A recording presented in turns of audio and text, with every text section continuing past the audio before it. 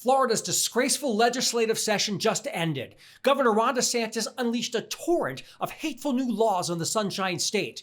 As DeSantis attacked, too many Democrats meekly stood back. We needed heroes, and they were zeros. One brave lawmaker answered the call. Fort Lauderdale City Commissioner Stephen Glassman should be upheld as an example of how to defend our rights and fight back against bullies like Ron DeSantis. This session has ended in Tallahassee, and it's not surprising why Florida is now known across the nation and the world as the state of hate. The state has intruded into our personal lives like never before, and this session has been remarkable for its meanness. In a speech to the City Commission this week, Glassman raised several salient points. He brought up how Florida Republicans have elevated ignorance over education. They have embarked upon a dangerous and dumb censorship crusade that will leave our youth ill-prepared for the future. Books are banned, textbooks are altered to even remove references to George Floyd, taking a knee, the Holocaust, Black Lives Matter, any discussion of social justice, institutional racism,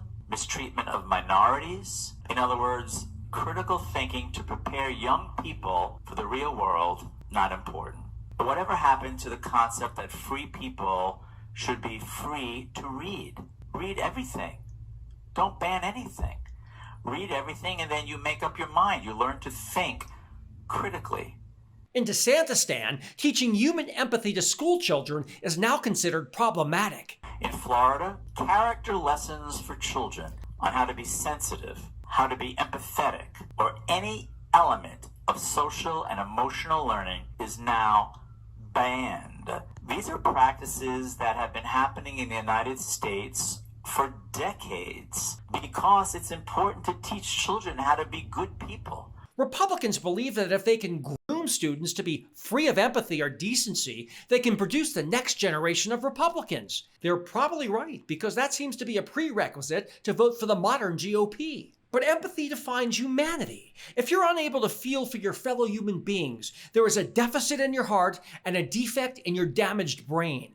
We call such people sociopaths, and leading psychiatric experts recommend they seek professional help. Are you listening, Ron DeSantis? In a society without basic humanity and empathy, you get laws like the one recently passed in Florida, where religious doctors are no longer required to treat people they don't like. A physician denying health care to LGBTQ citizens based on his or her beliefs, no problem. Just call it protections of medical conscience, a very Orwellian name, as most of these bills have, Orwellian names, and you're good to go.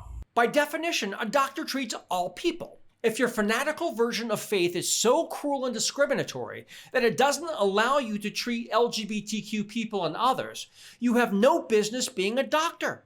You have abandoned the Hippocratic Oath, failed your profession, and should be permanently stripped of your medical license. Finally, this week, the state passed a slew of anti-LGBTQ laws. Florida is seeking to make gay and trans people completely invisible. DeSantis is so extreme that he has even targeted a substitute teacher for retribution because she showed a class a PG-rated Disney movie where one of the animated characters just happens to be gay and biracial. Did you ever think that the state would contact parents and say, we're going to interview your children about a movie that they saw in their classroom that just happened this week?